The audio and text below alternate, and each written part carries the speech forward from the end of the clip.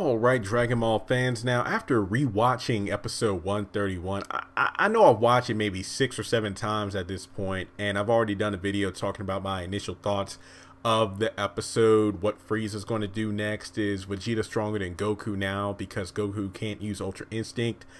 And just various other topics. That's why you need to hit that subscribe button because I've pretty much done a lot about that episode in the past few days, but on this particular video, I want to talk about the tournament power as a whole. Aside from being, pretty much bringing us a fight on such a scale that we've never seen before. I feel like this was definitely Toei and Akira Toriyama doing something that they've never done before. 80 fighters, one arena, one universe will survive. Now, I'm not really going to talk about, how lackluster the Wish was because I feel like everybody knew this was going to happen from day one. But I want to elaborate on what was said from the Grand Priest and Zeno at the end of the episode, where I think Beerus brought up the point about the Wish, and Grand Priest was like, "Oh yeah, Omni Kings foresaw this, and if a selfish wish was made on the Super Dragon Balls, and he would have erased everything."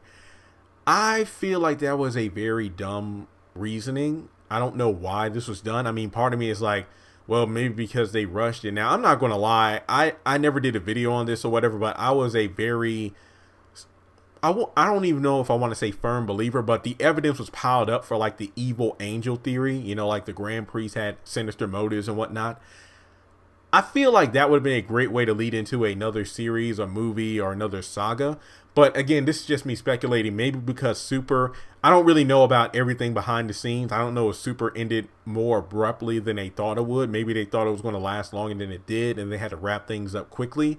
Or if they had plans for more, but they decided, you know what, let's just cut it after the tournament, then focus on the movie and then work on other projects in the future. But I would have really liked it if somebody had said, whether it be the Grand Priest or Zenos, to say, hey, well, this tournament was for our entertainment and we loved it. We knew that at the end of the day, whoever won would have made the wish to restore the other universes. But I feel like what they should have done, and maybe the manga is going to do this differently because in some ways, the manga does things better than the anime. For one, they actually showed us in the manga that the Omni Kings were bored and were like, 12 universes, that's too many, and we need to reduce the number.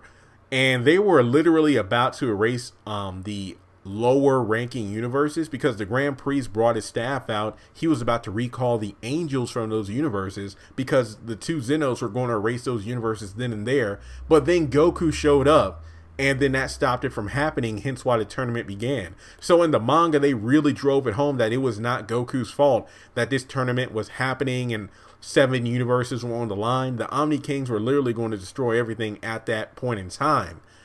Now, hopefully, again, as I said before, they do things differently at the end of the tournament where they, explain, and here's what they should have said.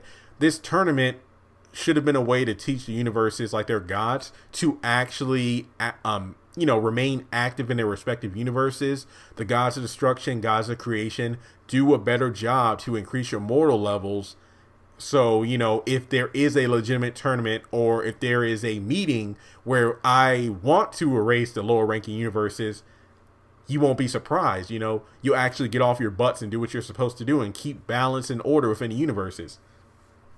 And that's why I love the English dub of Dragon Ball Super. And that's going to be its own separate video where I talk about the Zamasu and Gowasu dialogue. I feel like it's beautifully written and I love hearing it played. It took me a while, but Zamasu's English voice actor, I love it. It was great. I feel like the guy, I'm sorry if I actually didn't look up the name of Zamasu's voice actor, but he does a great job bringing Zamasu to life.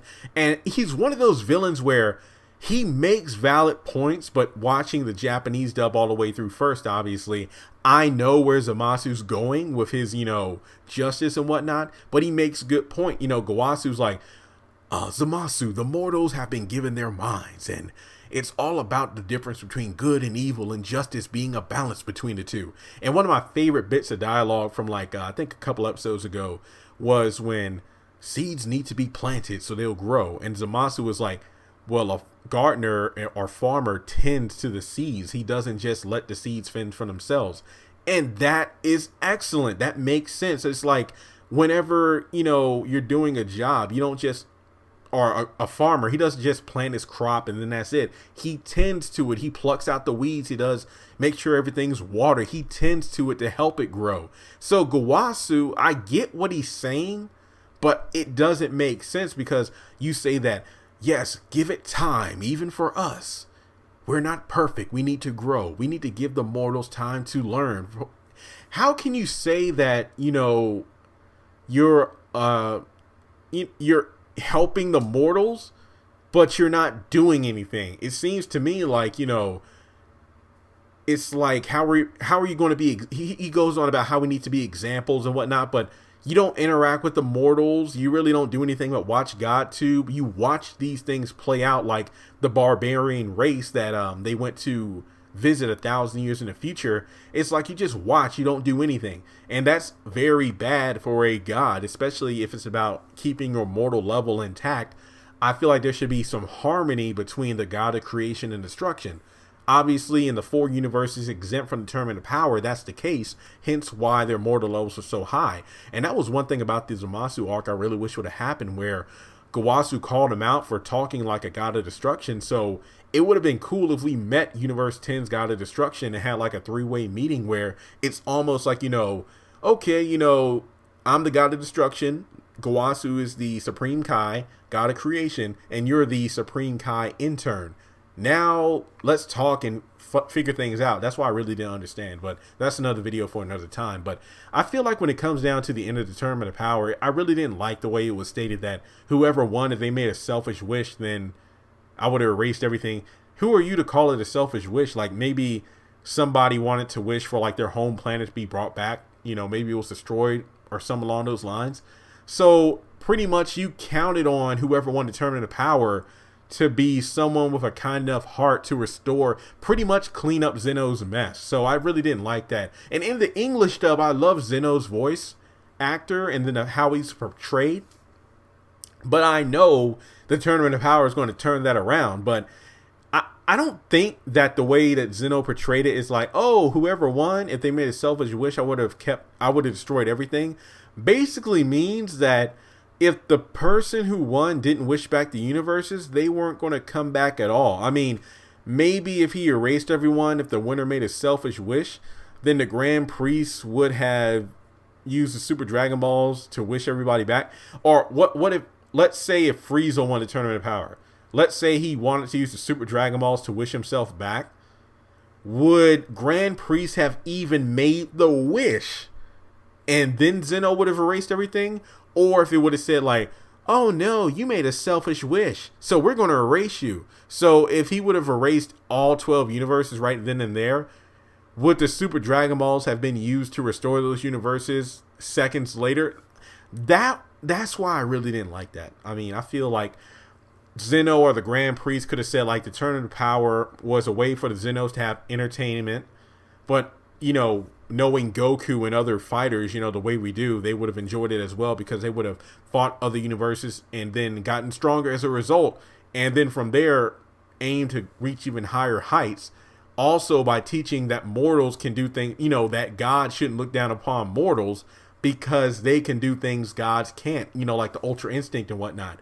So I feel like it would have been a great way to show that everybody could have learned from it. Because remember, Universe 6 versus Universe 7 was the gods looking down on the mortals like, oh, you're just pawns in a bigger game you don't even know about. Then you move to the Tournament of Power, even the gods are used as chess pieces because they can easily be wiped out by, the Omni Kings. But then at the end of the day, it would have shown great character development from Zeno that, okay, even though this was for our entertainment, it's definitely learning. And then the Grand Priest could have expounded upon what they were trying to teach by, aside from the gods working together and raising immortal levels, it's all about showing that mortals shouldn't be looked down upon. You should work with them in harmony, not only to boost your universe level in terms of mortal ranking, but also to just, again, it goes back to quality and quantity, showing all of the gods working with the mortals, not just creating and destroying, but helping the mortals along the way.